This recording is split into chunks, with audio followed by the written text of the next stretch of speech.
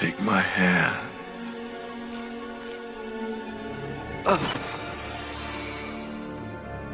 Now open your mind to me, please. Open your mind. Open your mind.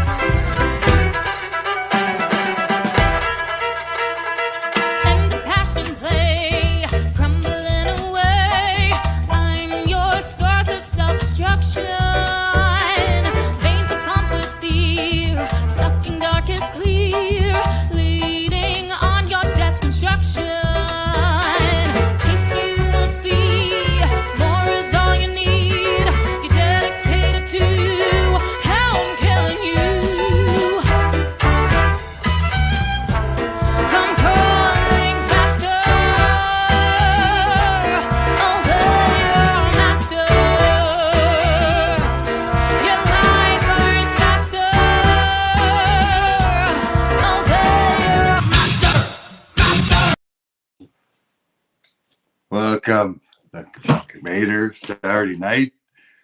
Got a full house. First three paragraphs of the Hitting buttons I'm not supposed to. Okay, tonight's show. I'm not gonna get straight to the guest because we got quite the board of professionals when it comes to veterans and PTSD and mental health. This is what we're going to talk about today. We got a guest. His name is Sherdian Taylor. He's written a book. He's on Facebook, and he gives really good advice. Selgovae pointed him out to me and said, look, we got to get this guy on the show. And I looked at it. I mean, fucking great advice, man. I think we all need it. Definitely anybody who sports this fucking look needs a little bit of mental health check for sure. So I'm going to bring these guys in. I got a little video to play first, and it's just gonna be a fucking free for all. I hope Selgovae told him what it's like in here, how we do it, but basically it's every man for himself. And what happened to my videos? Really, it reloaded, and all my old videos, all my fucking videos are gone. What the fuck? This is bullshit. Hold on, I'm bringing in the BT. Now, next time you think you want to take somebody out, pal, get yourself a team.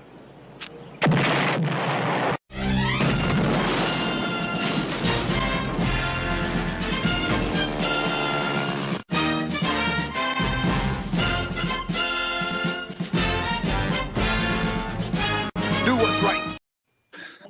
Welcome, guys. I don't know what happened there. Fucking all these videos I loaded are gone. Like, just it kicked me out and kicked me back in, and I had a bunch of mental health videos. But whatever. Fucking welcome to the shit show, Sherdian. How you doing, buddy? Hey, man, if it opens up with fucking Hannibal, like, how are you gonna top that? We tried. We have fun. We tried. We tried to talk. Well, so many years, brother. How are you, man? It's been forever. Yeah, we have not fogged up the space between our face with our breaths and, like, man, what has it been, like 25 years? I'm not that old. No, it can't be that long. The mischief we used to get into back, I haven't changed. I miss you. I love you. Someone's got background. Kirk, I got him. I just muted him. That's okay. Selgovae, you take over, buddy. I'm gonna leave and come back, and maybe all my videos will reload. I'll be right back. You take over. Yeah. So, Ryan, I noticed that you've entered into quite a journey, and I know from our past back in the days, like the beginnings of where you went. I followed you on Facebook throughout the years, and actually, you know what? I relied on going to your feeds and helping me find logic in a lot of the stuff that I've been working through. So I appreciate that insight, because to know that you're not alone is huge. It's That's huge. the whole point, right, brother? That's Yeah. the whole thing. That's what mental illness does. What fucking label you want to put on it, you want to call it PTSD, you want to call it anxiety, whatever you want to put on it, it's all basically the same shit. And what it does is it isolates us. Because mental illness cannot exist if we have connection. It has to isolate us. It breeds in isolation, and then to continue to make itself strong. I think of it as a living thing in my brain. That's how I actually picture it in my head. It's like this fucking parasite, right? A thing I could fight, because you got to fight, right? So mental illness is created by isolation, and it breeds in isolation, and it gets stronger. So it causes us to isolate. It causes us to push everyone away from us, but it lies and tells us they're leaving us because we're unworthy of it. We're unworthy of love, unworthy of affection, unworthy of this. We're unworthy. So it breeds itself in isolation. It's interesting too, that perspective, because like in our past trade, we see ourselves sort of in a bubble separate from the rest of society, and walking this razor's edge between toxicity and reality that people perceive here. And then when we fall back into that fold, we have expectations, and then when we see elements in the peripheral, I think that flash. So the isolation part that you talk about, I felt it acutely around about 2018 in my environment. I just started seeing the politic and logic and empathy levels and where they were, one individual versus another. And it's just like, I was like, none of this makes sense. And around the same time frame is when I first started seeing the same thing, but because I was starting to get from about 2014 is when I completely went off the rails. I was never fucking stable. That. You remember me in the day, right? Actually, no. You know what? I disagree. Honestly, I would put myself a shade darker than you in that time. and I think you might understand what I mean too. Like when I came into that battalion out of the Patricias, I was a black sheep to begin with, and you know the gauntlet I had to run to get in there. You fucking. Where I was on a 5-year open investigation. Yeah, that whole thing was like that. But that's what we are, right? In that battalion, those battalions, right? Like. It's a constant pecking order, right? It's a constant. It's a wolf pack, right? We're all trying to assert ourselves to a point and know where we are in the order, right? But yeah, you coming in from the Patricias, you had that. You proved yourself every day, over and over. I hear like a high pitched whine, and it's like you have your something's close to a computer. It's like a hard drive spinning. Can you move? It's your camera. I can hear it coming. I thought it was Kirk, and I was muting him. From me? From you. Me? Yeah. Oh no, Sheridan's mic. From me. I don't know what that would be. No? I got nothing on. Is your microphone sitting next to a computer? Nope. Okay. Well, I don't hear it on my end. Yeah, it sounds good here. Okay. I don't hear it anymore. It's an interesting thing, Sheridan, because I'm not going to doubt you. I've got hearing loss, so I'm not going to doubt you. I don't hear it as much anymore, but it's high. It was a high pitch. We'll hear it on the replay. We'll play it. So in that time, we have a common experience where we can look back and say that battalion was brand new, started up, brand new model, post-airborne regiment, let's just start these new little subunits and a new breed with the old guys mixed in. And they pulled people from all over the place to build them. And I found it incredibly interesting that we were exposed to an evolution of politic in a way. And then when we went on our tours, that immediately in that same time, watching the fog of a conflict re-evolve, when you lay these dimensions on top of one another, and then enter into 2018 where you identify that you had this awakening of sorts. 2019, we come into the situation where it's more acute. By 2020, every veteran's pinging. Like, and they were. I was. Kirk was. And you have already admitted you were. I find the canary in the coal mine interesting that although in our PTSD we could not define the acute fucking moment of impact, everything that was around that moment of impact was present. And we're on a set of vigilance, but we can't say it's present because again, we smell shit in the room. We just can't pick up the turd and say, look, the turd, which is the dynamic fucking, you know what I mean? Everything else is there. And so we self-isolate because we cannot provide that fucking critical point and aware acutely of the risk of stepping forward of the rank and saying the sky's falling. I don't think it's exclusive just to service members as isolation. That's among kids and fucking all. I'm a truck driver, so I'm isolated. But I mean, a lot of people. Somebody's on mute. Oh, fuck. Not me. No. Kirk? No? I'm good. I think so. I'm good, I think. Okay. A lot of people are isolated. I'm going with a movie or going with a video here, a topic. This is how we do it here, Sheridan.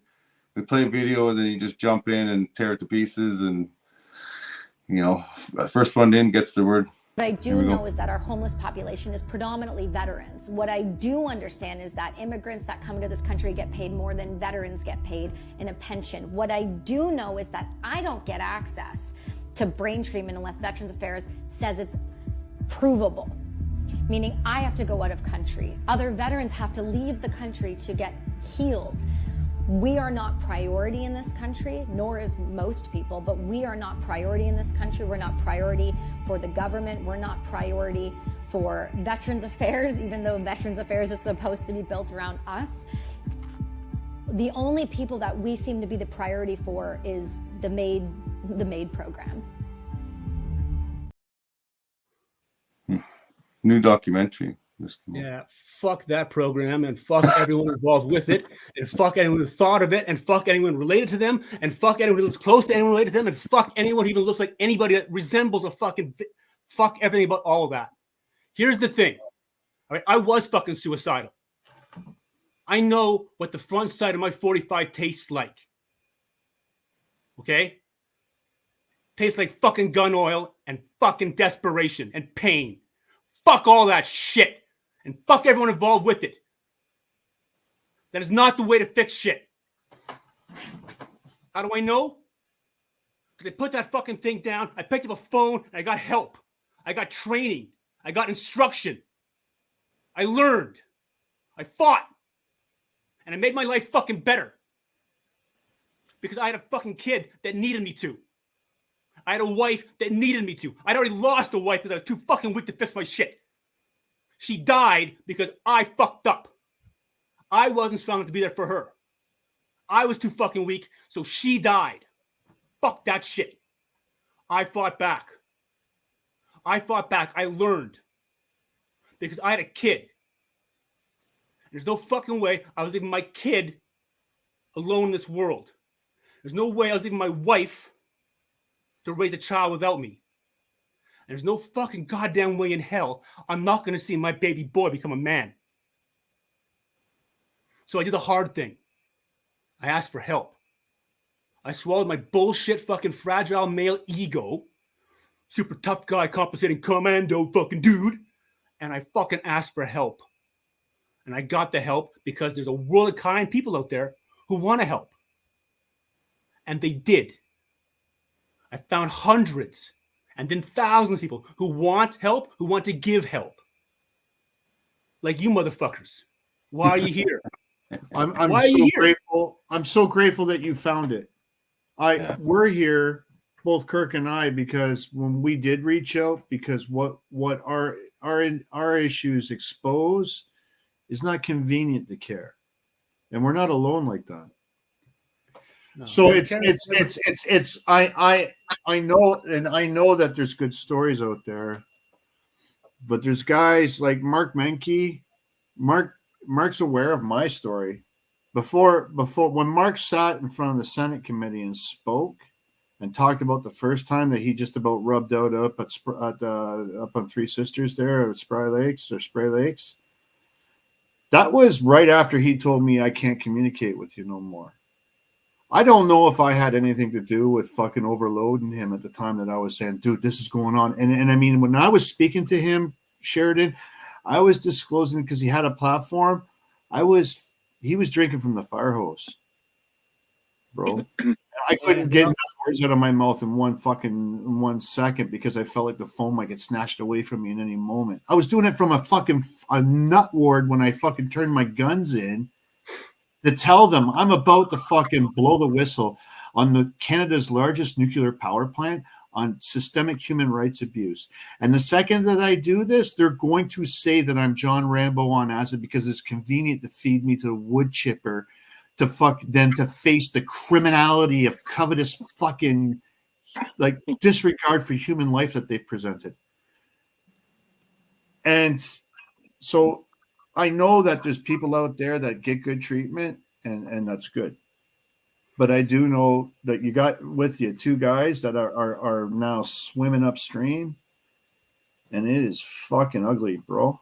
It's hard. It's fucking ugly. I've had guns in my face. You say you know the taste of it in your own hand. Well, I know that too. And then I have this awakening where fuck you, I'm gonna go down on my own terms and I'm gonna make you face your own fucking evil. And they've put the fucking smell of hoppies in my fucking face themselves after they blew windows out in it. And not just once. You know, I go to court to speak to it and they jump me in the fucking entry of the court because they know the capacity I'm going to present in. They don't care. They want me to snap. They want me to fucking do something wrong.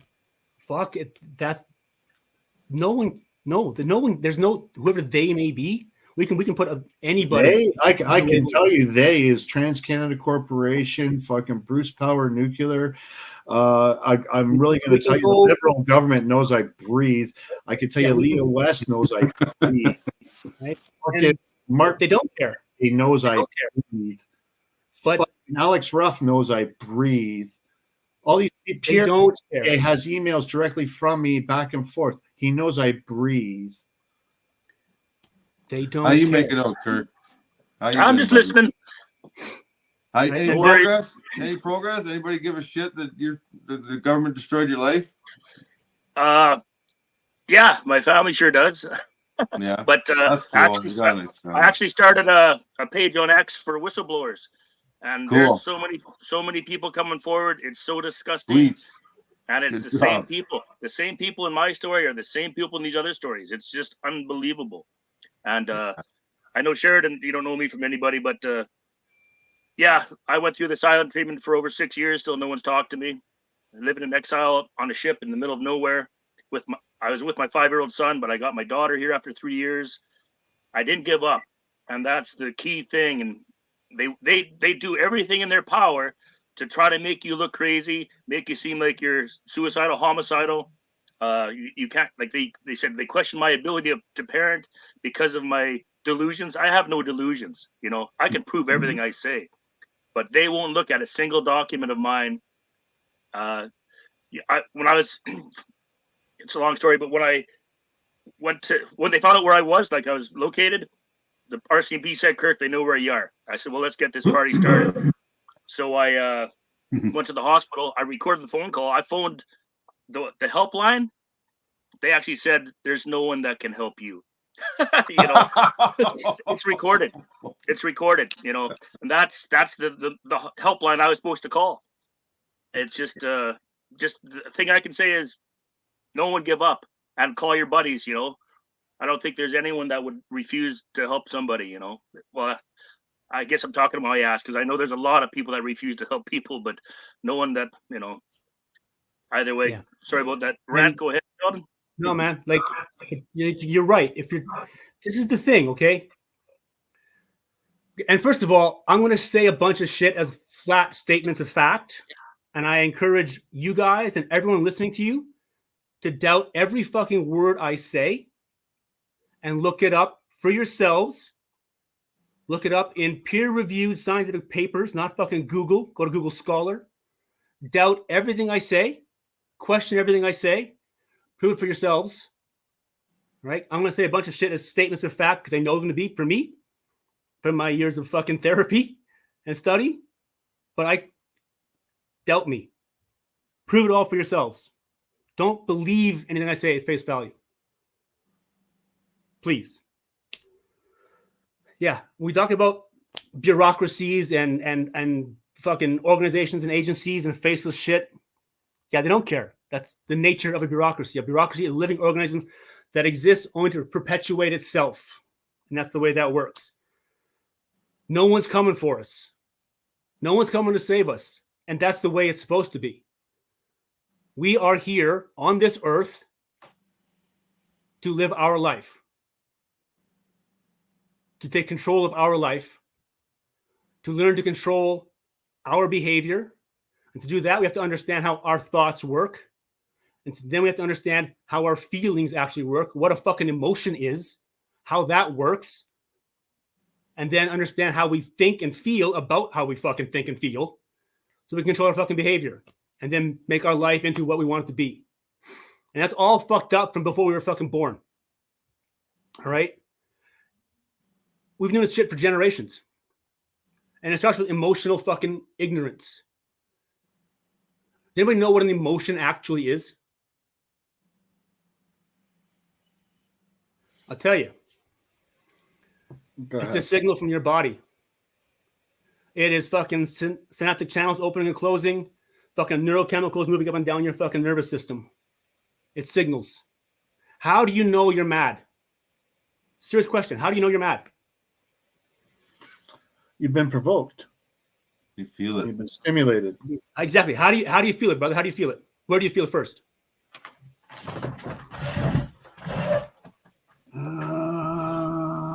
It's usually at a moral dimension. No, man. No. How do you know you're mad? Here's how I know I'm mad. My heart speeds up.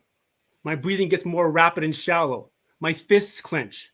My jaw clenches. My eyes narrow. My shoulders hunch. I start to move towards what I perceive to be a fucking threat. I get fucking moving. I get physical. I get energized. That's when I'm mad. So in that definition that you just provided, that's through the lens of a man who's aware acutely of a spectrum of existence from one end to the other. My body. You're speaking through a spectrum of awareness of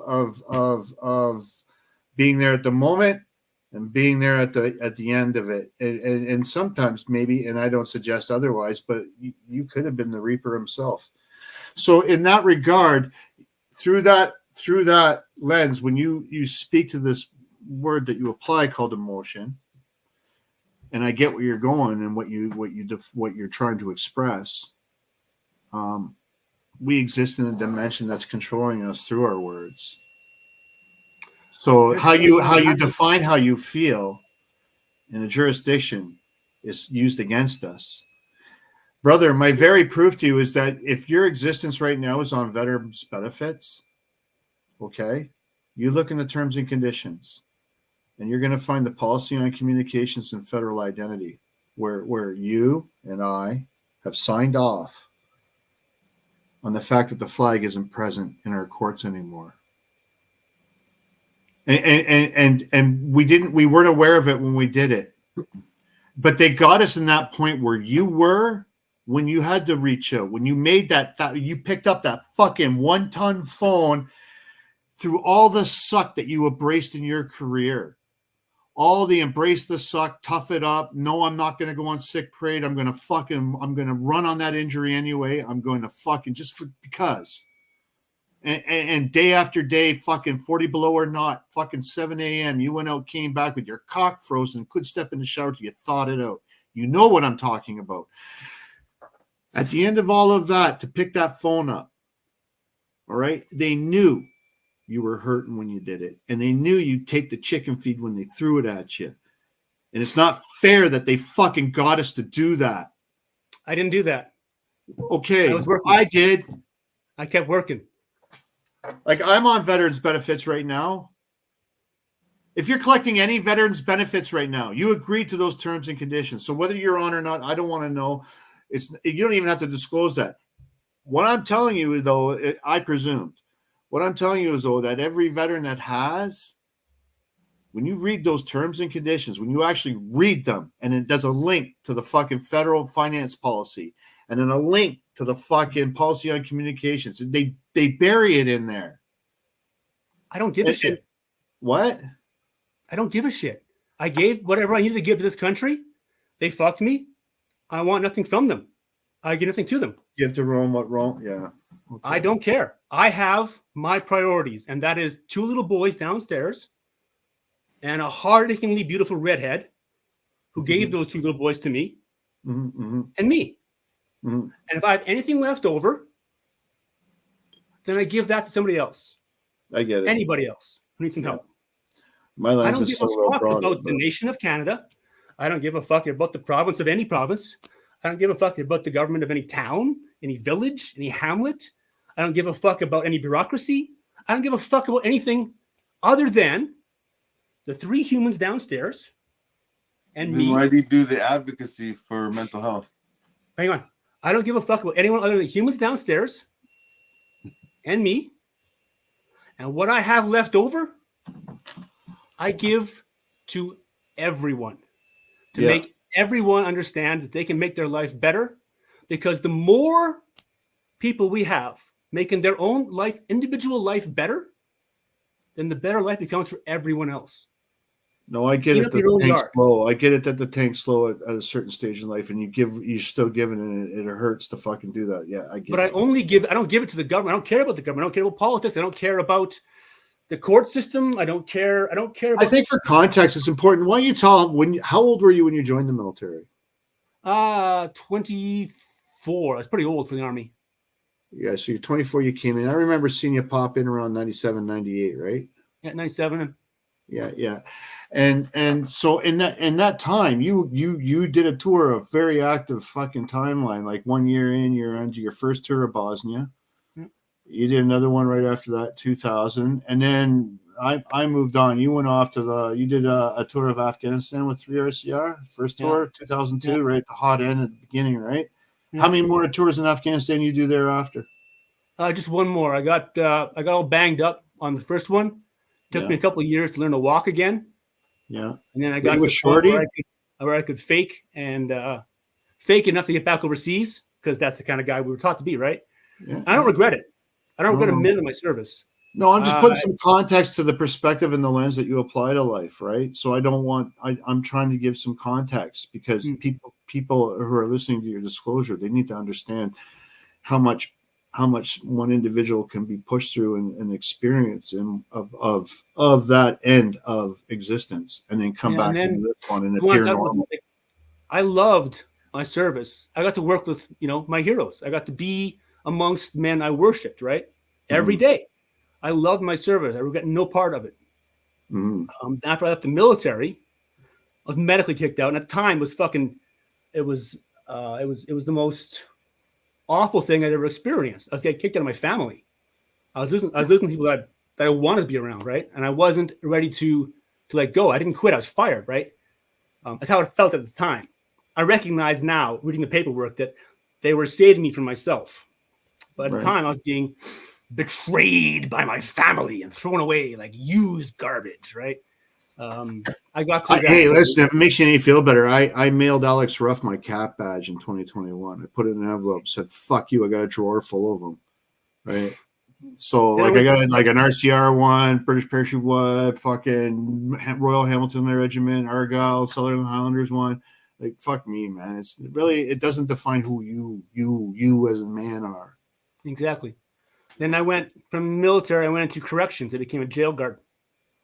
And that's when I really began to get messed up. I was already getting messed up.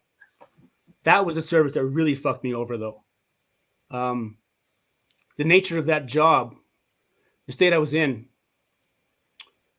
I threw away my moral code, my moral compass, my sense of honor. I became the very kind of monster that I put on a uniform in the first place to fight. And worse, I became proud of being a monster, because that was admired on both sides of the bars. Being a man of extreme violence, being a man of no humanity, no compassion, no kindness or empathy. And at the same time, did you ever meet my first wife, Dixie, tall blonde girl? I don't think you Maybe did. in passing. When we were both in para when I left the battalion in 2002, right? Yeah. So I mean, and then at that end, I was running on butane. So anyway, after 20 years together, 20 years of marriage, 23 years together, in 2014, I never knew this, but she'd been diagnosed with chronic depression as a teenager, and she had an eating disorder. And 2014, she starved to death. It took 2 years, and in those 2 years, I was going crazier and crazier. So neither one of us was able to help the other, let alone each other, ourselves. And she died, and I went off the rails completely. And then it's hard too, right? Because when you watch, I as a father watch my daughter, who I've never really spoke about on the show before, but I've watched her go through a tragic journey in life for a lot of reasons. I'm not going to go there. Okay, at the end of the day, she's where she's at. So, your default setting is, I found in myself, my default setting that makes sense in a critical situation. Head or stomach decisions need to be made right fucking now. It's from a military lens perspective. Pain's accepted either fucking way. This way hurts fucking less. Get on with the fucking show. And that logic works for a young man between the ages of 18 and 30 differently than it does for a young lady. Trying to feed her a logic that is 180 degrees to what her mother's telling her, and her try to weigh that out and navigate it. What advice am I giving? You know what I'm saying? I can teach you to fight, young lady. I could teach you to fight. I could teach you to fuck them up. But that's all I know. That's the thing too, right? So let's get back to why I'm here. Why I'm here. Talk about emotions and shit. All right. So, like I was saying this a while back before we got caught up, emotions are signals from the body. How do I know I'm angry? My heart, blah, blah, blah, blah. How do I know I'm happy? My fucking smile, my face does this, right? I feel light in my body, my shoulders relax, I fucking bounce around, maybe I sing or whatever, right? How do I know I'm happy? How do I know I'm happy? My body tells me. How do I know I'm sad? Right? My shoulders droop. My heart fucking slows down. My slump. I hang my head, right? How do I know I'm fucking any feeling? Well, you became something and perfected it in a career. You defined it in this talk. You became this model of what the time that you came in, you achieved that model. Once you got there and you looked in the rearview mirror of what that was to get to that, and then you said, you know what? I disregarded all this shit on the left and right of me. And I feel that loss right now. That's part of our journey. That's a value that we bring to people, bro. Yeah, the fact that we can still stand amongst that is the testament to it, what people can learn from that. What is left of us standing in the smoke and rubble of that is a testament to something that can still stand amongst that. And a lot of people around us right now are in that right now, and they're trying to make sense. They can't even they're just waking up. Today, they're just waking up. And a lot of them are trying to do, as you said, apply logic. Here's the thing, man. Humans are not rational beings. We are rationalizing beings. We react on every situation on an emotional level first. Every decision you've ever made in your life is an emotional decision. This is why. Your senses pick up everything going on around you, whether you're aware of it or not. And everything you perceive gets scanned by the limbic system, largely the amygdala. The amygdala's job is to scan for threats. It looks for things that are dangerous to keep you alive. So every decision you make is threat or no threat. fear or no fear. Every decision we make is based on the presence or absence of fear as decided by a piece of our brain the size shape of a fucking almond. Every decision we make is fucking emotional. Then we make our decision, we react to it, and we go back and try to explain to ourselves why we did that. Well, that's part of the value that I'm talking about that we bring, because we've been inoculated. That almond has been inoculated to a level of sufferance, familiarization in a period, something that makes the average individual go, ah! I remember a convoy in the 18s when the big push, and I was at this Airbnb, and people are running up to me with their cell phones at 9:30 in the morning, one on top of another. I'm trying to have breakfast, going, what the fuck's going on? Jay, what's the fuck's going on? And I look and I see the 40 millimeters are now coming out, and I'm like, okay, so they're assembling. They're literally an hour and a half from fucking pushing. So if we're gonna do something, let me get my last piece of bacon. Let's fucking go. Yeah, and, Jay, you and me, like you and me, and guys like us, we're fucking amazing situations like that, right? Put me in that situation. Give me a fucking fight. Give me a fist fight. Give me a fire to fight. Give me something critical. No problem. Got it covered. Trying to learn to change my kid's diaper would drive me into an anxiety attack where I would smash furniture because I couldn't deal with life. I could deal with life and death. I couldn't deal with life. And this is why. Back to the fucking emotions. I learned as a child, as a young man, and then as a soldier, that I wasn't allowed to have feelings. You worked in corrections? Yeah. As a child, I was taught. Do you think the corrections maybe pushed you over the edge on that fucking logic? You talked in this about, like, you know, at some point it just became, there was something that changed. Because I'm only speaking from, like, I remembered you, like, my memory of you back to the second tour of Bosnia. You were a moral standing guy. If somebody was being abused in the circle, you were one of the ones that wasn't afraid to stand up and say, I don't agree with that. It didn't matter who was sitting around. It wasn't just corrections. I was already badly damaged from loss of identity, from losing the army, from my wife dying and not being able to help her, and just from 4 decades of accumulated trauma, based entirely on the fact that as a child, as a young boy, I was taught I'm not allowed to express certain behaviors that are related to how certain things in my body feel. I was not allowed to be scared. Boys can't be scared. Boys can't cry. No, I remember you being very stoic in any dynamic situation. It was the bar in operations. I remember you were always a silent stoic. But I didn't see an absence of.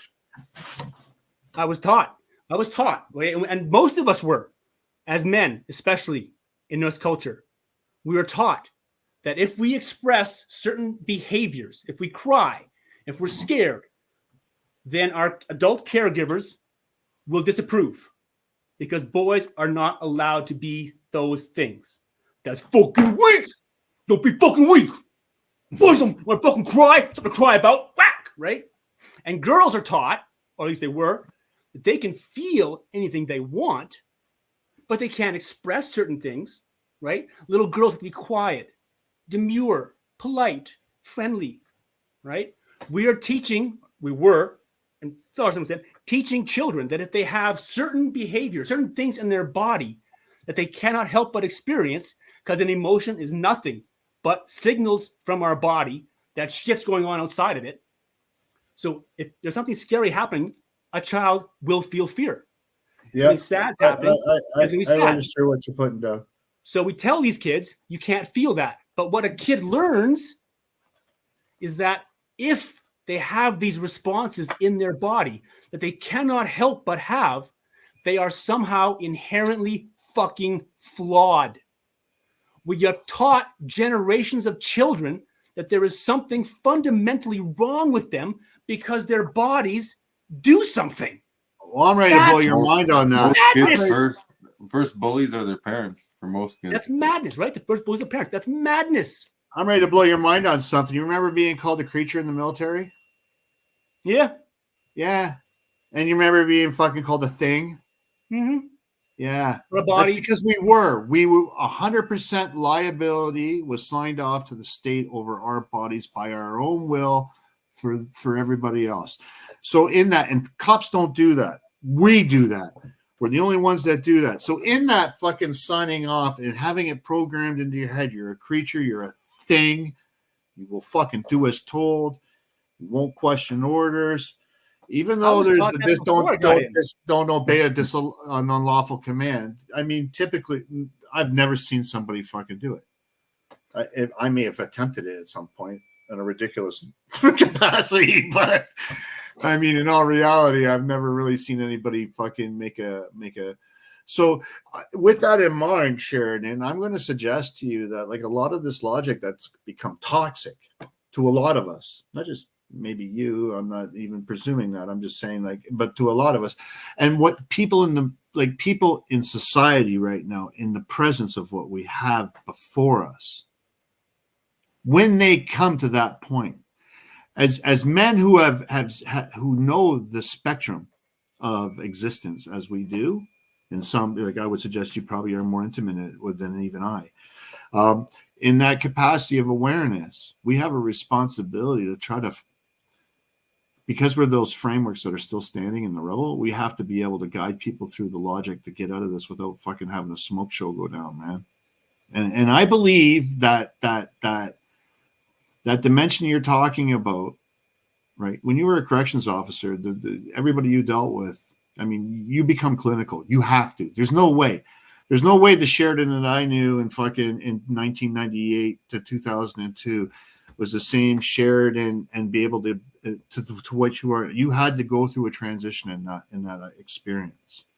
I know what it's like in those places too, because I spent a little bit of time in them, and I was unimpressed. I shut everything off. Yeah, and that's what we're taught to do. We're taught that you can't feel these things as boys. You cannot feel these things. We're taught that if you feel these things, we're taught that if you let the adults around you know that you're feeling these things. Well, as boys, there's girls that work in these facilities now. They'll disapprove of you. Twice so as we cold. push these feelings. We push these feelings down and hide them. It's called a functional disconnect. And professionals of various trades get really good doing that too, right? Do you get scared when you got fucking an icy patch on the highway? No, you react because you know what to do. You shut off the fear, do what you got to do, and then after it's over, maybe you get the shakes, right? Same thing in a firefight. The functional disconnect. We learned that as kids.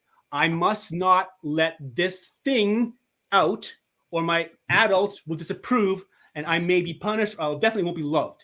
So chalking it up to like chalking it up to you cannot shove emotions down, because emotions are physiological responses, absolutely no different than pain or hunger. Right. So before your first firefight, you had gone through the inoculation of what a firefight would be like hundreds of times. You did. And so that when the difference between you and the average Joe in public, same age, same gender as you, thrown in there with a rifle in your hand in that firefight, the difference between you just fucking boom and reacting and that individual going, fuck, is the fact that you had a fallback position default set in your head. You had a set of deep subconscious SOPs that your fucking mind automatically go to when the rest of your body crashed. And that's the part that I'm talking about, is the value that we have. The same holds true with anybody in any profession, whether it's military or not. Truck drivers, doctors, right? Librarians, they've got default settings to respond to scenarios and situations. None of that changes the fact that because we have taught our children for generations, they're not allowed to have the natural responses in their body that they cannot help but have. We are teaching them to shut their fucking emotions down, which is not possible. You cannot shut off an emotion without shutting them all off. But you can't get them all off. It's false programming, right? It'll fuck them up later on in life. Because they will come out. They have to. They're a response in your fucking body. Right? Now, it's possible, because I've done it, to sort of succeed at that for a while. Like any man or any woman, actually women are tougher than men, right? They give babies. We can't fucking have babies. If you were to take your hand and put it on a fucking stove element and crank that bitch up to max, most of them go fuck right away. But with the right incentive, you can hold that hand on that element for a long damn time. Yeah, And the if heavier it's the bag easier, of money you put on it, the longer I'll let it sit. right? Or enough pressure, right? Just fucking you back in the day, peer pressure enough to make you staple your cock to a fucking picnic table, right? So if we, I'm saying you did that, but I mean, but you can fucking hold your hand on that stove element so long, you permanently damage it. It's possible. The same holds true because you're suppressing your pain, right? You're suppressing your pain response. You can suppress your emotional response the same way until you have caused what amounts to permanent fucking damage. And that is what depression is, anxiety is, PTSD is. Pushing those emotions down, suppressing those responses in our body that we cannot help but have over and over and over for years, decades. But eventually, you got no more room to push that shit down. You're fucking maxed out. And when you max out, it goes everywhere. You know, I think about it because in the since 2019 journey that I've been on, a friend of mine's wife, she had said to me, because she's a big supporter and she's been super helpful. As a couple, they are just anchors for me, and I love them and bless them. I'm glad you have that. Yeah, I needed it too. But she had said, Jay, you know, I've seen you go through so much. Like, if this ever comes out and gets ended, like, can you even imagine thinking about something else? Like, just like all of a sudden today, it's done and your life is now settled. And so what do you do tomorrow? And dude, that was like fucking 3/4 of a year ago. She said that. I don't think there's been a week that's gone by where I haven't thought about that at least twice. Like, I can't even fucking imagine. Like, it is too hard. As a matter of fact, I fear being distracted by it. Actually, Here's another thing. Okay, speaking of fear and the future, we as a society, actually all societies, this if you find this in philosophy and religion around the world, we think about the wrong 2 days. We worry about the wrong 2 days. We worry about yesterday, what happened to us then, what we did then, what yesterday was, how much that hurt, how much that yesterday, how awful that was. So we stay stuck in it. As long as all you think about is the pain of yesterday, you don't let go of it. Yesterday's pain carries on to today. Wrong fucking day. I find it as a helpful flow and moderation. Then we worry about tomorrow. Tomorrow. What'll I do tomorrow? What's going to be like tomorrow? What am I going to do next week, next year? How much of this awful of yesterday will carry on into tomorrow? I don't know. Sheridan, I think about how much of a dent I can make in shit today. I think about how I can make my life and the lives of those around me better today. I think about what can I do? I consider my efforts doing that. What can I do to just calm down for a minute? What can I do to make somebody's life a little better? What can I do to make that stranger right over there make their day a little better? That nice lady over there with the terrible hairdo looks ridiculous. What do you consider that? You know what, dear? That looks great on you. That's a lovely hairdo.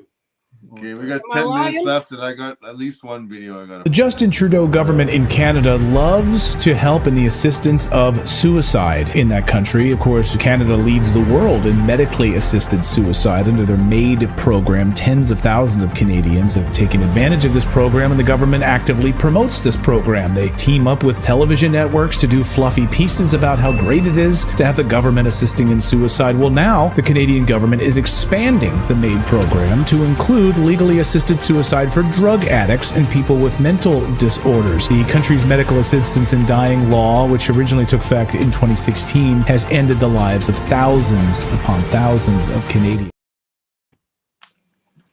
2016.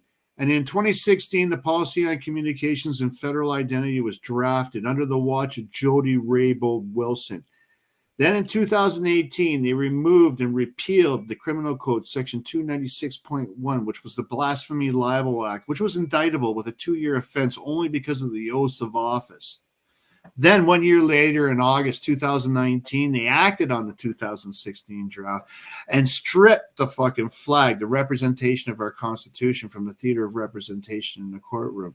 And all of that was what made with that clip appear as legal. And everybody consented, and silence is that. And again, fuck everybody. Fuck everyone involved with that. I can't fix it. I can't change it. And as far as I'm concerned, people get the government they deserve. So Canada has insisted on having a tyranny, so they have a tyranny. Fuck them. Not my problem. I don't watch the news. I haven't watched the news in over 12 years. I don't watch it. Don't listen to it. Don't read it. Doesn't come on my social media feeds. I know nothing about it, and my life is immeasurably better. Considering the service that you gave this nation, typically I'd have a rip back at you on it, and I'd have a couple zingers to throw at you in my back pocket, just ready for people to talk like that. But I cannot fucking do that, because in your situation, and many like you that I call brother, have paid up front beyond what anybody fucking is even allowed to imagine. And so you know what? I totally get it, man. Here's the thing, man. I gave my service to this country. Canada is welcome for my service. It is entirely undeserving of my service, and fuck them all very much. I got 2 little boys, and I make their lives as good as I can, and they make my life wonderful. I've got a sexy redhead downstairs who makes my life both a living hell and wonderful at the same time, because that's what redheads do. I have a lovely garden. My lawn looks nice. Your gift to this show was that perspective, and it's the validity of it. There is so few people in this nation that have a right to say that without even anybody. I hope everybody watching this show walks away looking at their fucking shoelaces. I really It's do. irrelevant, man. It's irrelevant. Who can I help today? How can I make someone else's life better today without making mine worse? How can I make that person's life better without impacting negatively on my kid's life or my wife's life or my life? How can I make the world a little better place for somebody right now? That's it. And how do I do that? I just try to be fucking nice. And I mind my own business. And if you get in my way, well, you bring it to me. Right? I'm a very old man. There's a lot of injuries. I don't know how many scraps I got left in me, but I guarantee I got one. And if you really want it, and you work harder to get it, you can have it. I'd rather you didn't, because I take a long time to heal. I'm old. But otherwise, how can I help you make your life a little better? What can I do to make your life better? Hey, buddy. What can I do to make the world a little better where I'm standing? That's it. You just did, bro. You just did on this show a little bit more, and I appreciate it. All that matters. And how do I do that too? I try to help people understand how we've been lied to unknowingly by people who were lied to. The previous generations were taught that everything but emotions are wrong. We were taught about mental health as though it's separate from our fucking physical health. That's impossible. How can mental health be different than physical health when everything's connected? Like literally, actually, by fucking tissues connected.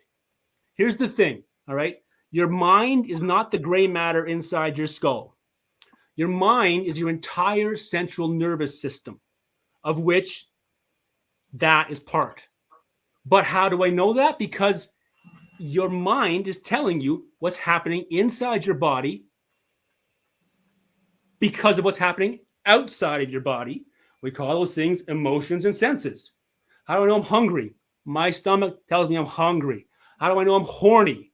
Something tells me I'm horny. How do I know I'm angry? How do I know I'm sad? My body tells me all these fucking things. And as long as I'm paying attention, my life's pretty okay. Because all it's doing is saying, this is a thing happening. Maybe you should fix it, right? What does anger do? Anger actually serves a good purpose. Anger is like a bullet, a well-aimed bullet. When you're angry, you get shit done. But rage, on the other hand, is a fucking grenade. And Mr. Grenade has no friends when the pin is pulled. Well, I was a walking grenade, full of rage, right? But every emotion is just your body saying something to you. For instance, guilt and shame. Guilt is a good thing. Being guilty is good. That's your body saying, we fucked up. I feel about it. Every feeling is divine, Sheridan. Every feeling felt in a moment is a divine gift. Interpretation's everything. If you listen. Interpretation's everything, bro. Right? Guilt is a good thing. Shame is an awful thing. Shame. I got a question for you, Sheldon. What's up, brother? How many times do you tell your kids you love them in a day? I try to get it out at least 3 times. So that's where you and I know we're winning, So right, that's exactly right. Did your kids know you cherish them? Yep. Right. I wasn't. I didn't feel that. Right. How do you know? How do you know you're doing okay? Your kids tell you. Yep. Your kids tell you. Right. How did I know I was fixing my shit? My kids stopped hiding from me. My kids stopped being scared of me. And then my kids started running to me. And then my kid just snuck in the fucking bedroom to say hi. You're lucky. Right? How do I know I'm doing okay? I'm okay. As a human being, how do I know I'm doing okay? My kids, my dogs, before I had to put them all down. My dogs. If my dog was under my feet, if she was hanging out with me, I'm all right. If she's not, check your shit. What's going on in your body? What's happening in your body? And that's what I started doing. Started paying attention to my body and calming the nervous system down. Because when we're fucking jacked up all the time, we can't be calm. We can't think. We can't respond. We only react. Response, so we have a pause. And we go, I want to do this, but if I actually crush his larynx, I'm probably going to go to jail because there's witnesses. That's a response. So we don't crush his larynx. We just pay for our coffee, call him a dick, and leave. That's a response. How do we think? It's about understanding the signals in our body and then understanding how, like PTSD, for instance, or any trauma, how we feel about a memory or a thought. It's not the memory is the problem. It's not the thought that's the problem. It's how we feel, not how it makes us feel. How we feel about the memory. If we can learn to just sit silently, unmedicated, for 3 minutes with a memory we don't want to have. Just sit for 3 goddamn minutes and let it come. Don't judge it. Don't push it away. Just sit in it. It'll go away. And how you think about it will change because how you feel about it will change. And then the pain associated with that memory begins to fade. Sit in the feeling. Think about not thinking about the feeling. Let it come. Don't judge it. Don't push it away. Just look at it. It'll go away when it wants to. Healing childhood trauma. I've heard the same technique. But we're going to wrap up here. We've been an hour. Thank you, buddy. Plug your book and your social media so people can find you. Oh, yeah. Oh, yeah. I never do that. I never think about that. So, yeah, I put a bunch of my shit down in a book called Not Okay, A Roadmap Back from the Brink. I wrote that back. I started writing it back in 2018. It's a collection of fucking emails and letters and essays and shit that I was sending out to the world to try to fight the stigma of mental illness and keep people from killing themselves. I was probably about, 20, 30% still crazy when I wrote it. So it's pretty raw. It's an inside look at insanity from an insane person. But you're on Facebook, right? I'm on Facebook. Yeah. You can find me. Just my name, not Taylor Sheridan. He wrote Yellowstone. He's rich. I'm Sheridan Taylor. I wrote a fucking book about mental health and I'm dead ass broke. Different right on, buddy. I'm there with you. Thanks for coming out tonight, man. I appreciate it. Good show. Thanks, Thank guys. you very much. The only way to deal with an unfree world is to become so absolutely free that your very existence is an act of rebellion.